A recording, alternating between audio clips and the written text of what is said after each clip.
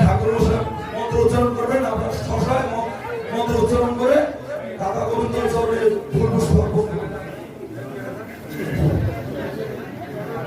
ওম তৎসৎ, ওম তৎসৎ, ওম তৎসৎ, ওম নমো ভগবতে বাসুদেবায় নমঃ।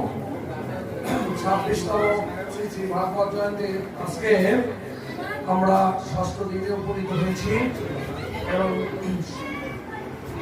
ভক্তমতী মাতৃমণ্ডলী এবং ভক্তমণ্ডলী সকলের শ্রীচরণ পদে আমি প্রণতি জ্ঞাপন করছি। সবাই আমার প্রণাম গ্রহণ করবেন।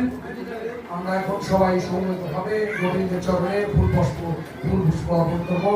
সবাই বলবেন নম বিষ্ণু, নম বিষ্ণু, নম বিষ্ণু, তৎ বিষ্ণু পরমপদম সদা পশ্যন্তি সূর্যয় দেবিব চক্ষুরাদম নম অপবিত্র পবিত্র বা সর্বাবস্থং গত হইবা যৎসরে পুণ্ডরিকাখ্যান সব ভন্তর নমো সূচিনায় গঙ্গা, নমো সূচিনায় গঙ্গা, নমো সূচিনায় গঙ্গা, নম এতানি গন্ধপুষ্পে রাধা কৃষ্ণায় শ্রীমৎ ভাগবত গীতায় নমো নমো।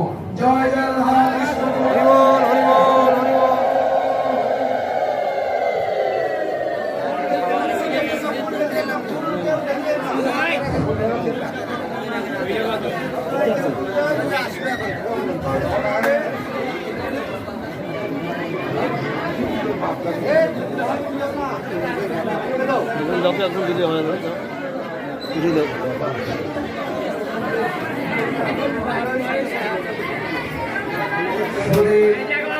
ভক্তমণ্ডলী এবং মাতৃমণ্ডলী, আমাদের রিকাপ আপনাদের সামনে গিয়েছে।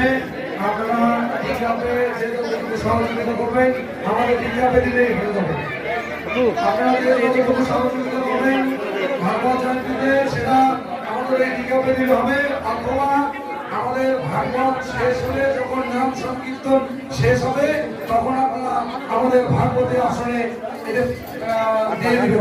এর জন্য আমাদের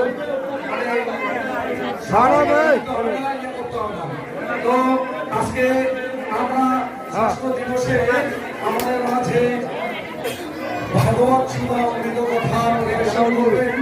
আপনারা জানেন ভাগবতের দশমের দ্বন্দ্ব হচ্ছে ভগবানের মধুর হাস্যে, এটাকে সংস্কৃতে বলছে মঞ্জুর হাস্যদান। তো আজকে আমরা এই ভাগবত জয়ন্তীর ষষ্ঠ দিনে ভগবানের এই যে মধুর হাস্যদান